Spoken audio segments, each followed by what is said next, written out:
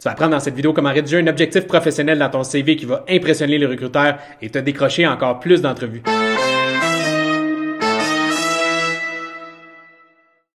J'espère que tu vas bien, Mathieu avec toi, président de l'Œil du recruteur. Je suis un ancien recruteur qui est devenu coach et ce que j'aime par-dessus tout, c'est t'aider à trouver un meilleur emploi rapidement afin d'être plus heureux au travail. Puis j'assiste aussi les gens avec leur révolution professionnelle. Abonne-toi à ma chaîne pour encore plus de conseils utiles. Aujourd'hui, on traite d'un sujet qui, selon plusieurs, est désuet, qui devrait être retiré du CV à tout jamais. C'est l'objectif professionnel dont l'avis de certains, c'est qu'on devrait mettre un sommaire à la place. Et puis moi, je suis un petit peu plus nuancé. Je pense que chacun des deux ont leurs avantages et leurs inconvénients. Malgré tout, j'ai peut-être un petit penchant pour l'objectif. En fait, c'est à quelque part mon arme secrète parce que je le rédige différemment des autres. Donc aujourd'hui, tu vas apprendre ma technique pour aller interpeller les recruteurs là où ça fait mal puis que tu décroches des entrevues téléphoniques et des entrevues en personne.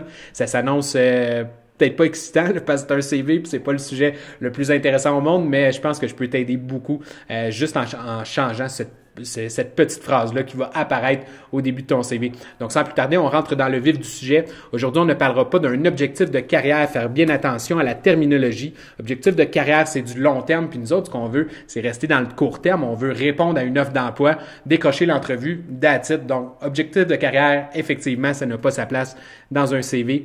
Objectif professionnel, même si je l'ai appelé comme ça dans ma vidéo, mais nous autres, on va garder ça simple, on va juste appeler ça objectif pour justement qu'objectif professionnel ne réfère pas à l'objectif de carrière. Non, encore une fois, on veut garder ça très, très court terme.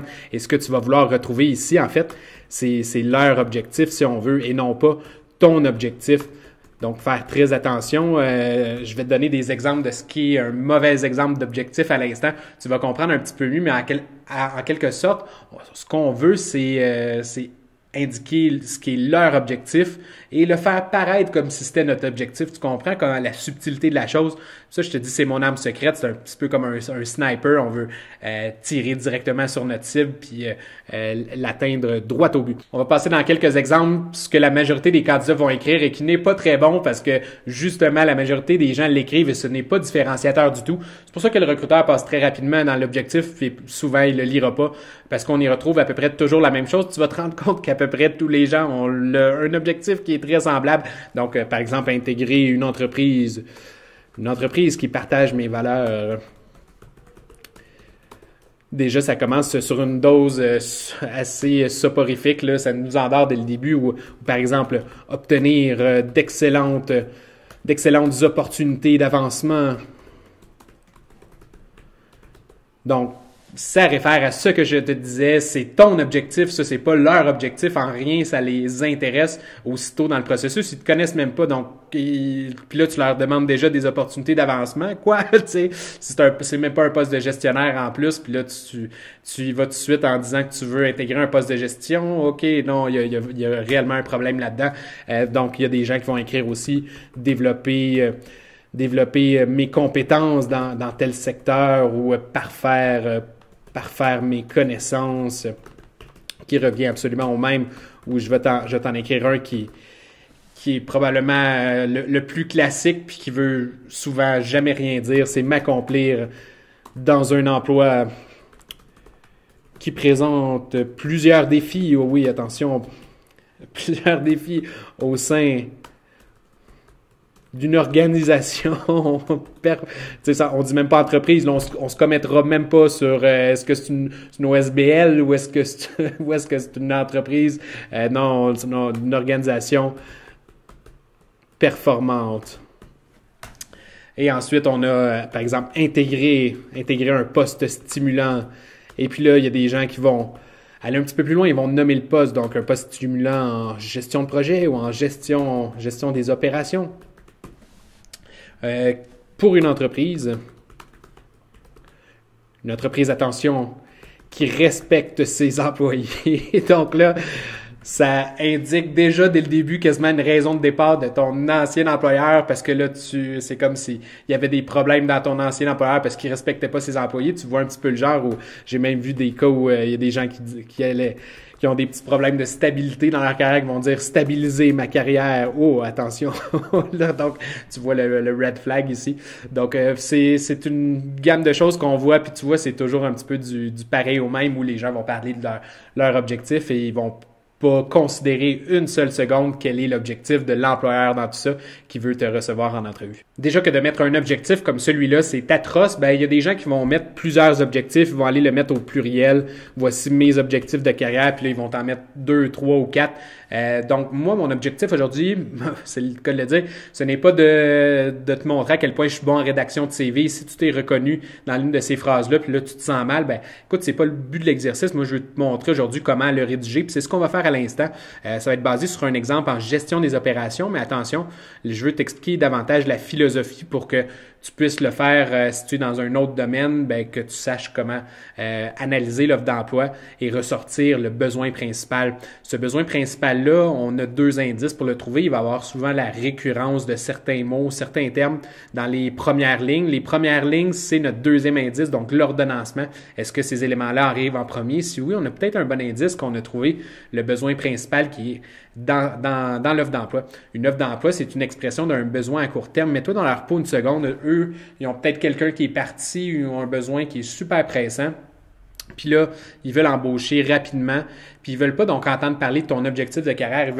Ils veulent une solution à leur problème. Puis si tu leur dis dès les premières lignes que tu es cette solution-là, bien, il y a de fortes chances qu'ils t'appellent, même si tu n'as pas toute l'expérience requise pour le poste. Dans ce cas-ci, on a un poste chez Métro, directeur des opérations, donc qui...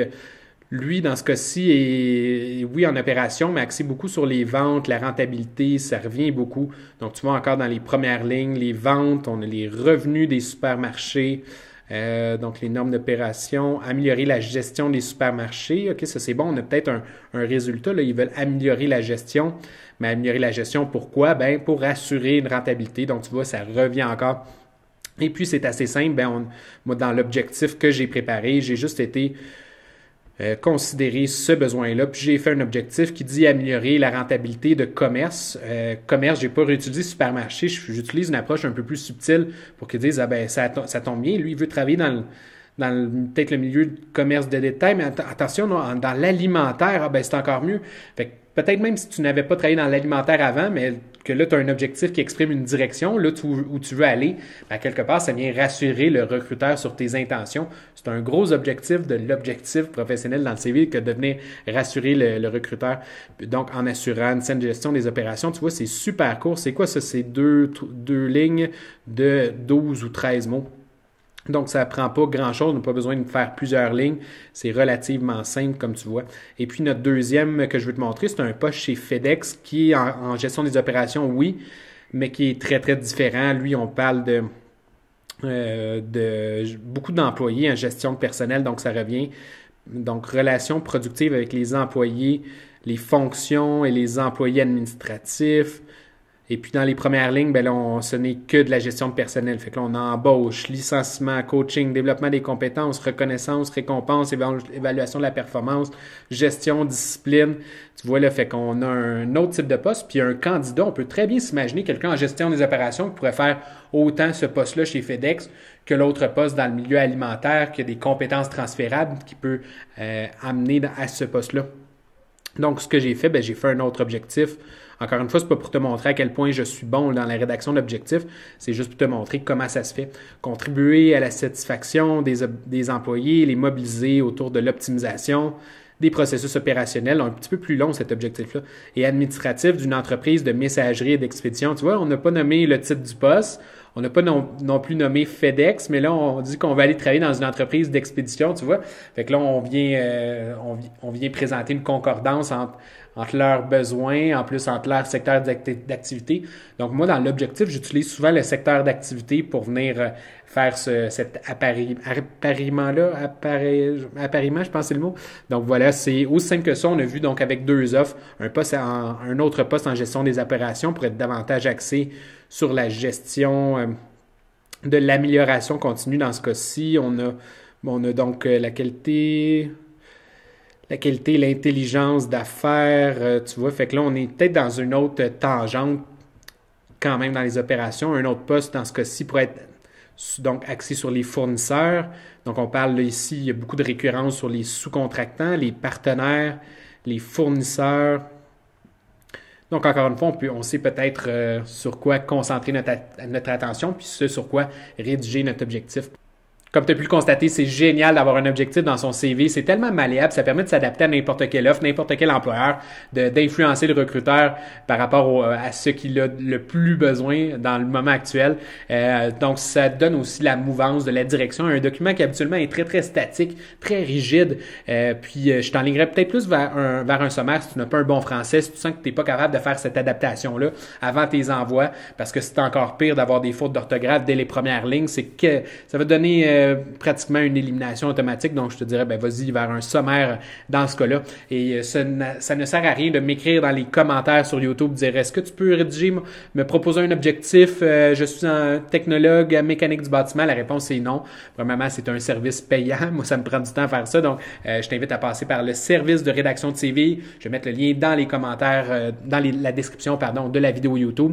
Et deuxièmement, ben, comme tu peux le voir, un CV, c'est d'adapter son message à son interlocuteur à chaque reprise. Donc, un seul objectif ne te servira à rien. Ça t'en prend plusieurs pour t'adapter à toutes les offres d'emploi sur lesquelles tu vas vouloir postuler. J'espère que cette vidéo-là a été utile. Si c'est le cas, ben, mets un like sur celle-ci. Ça va m'encourager à produire des nouvelles. Il va y avoir un œil qui va apparaître dans ton écran présentement. C'est pour t'abonner à la chaîne de l'œil du recruteur pour recevoir encore plus de conseils utiles sur l'évolution de ta carrière et la recherche d'emploi.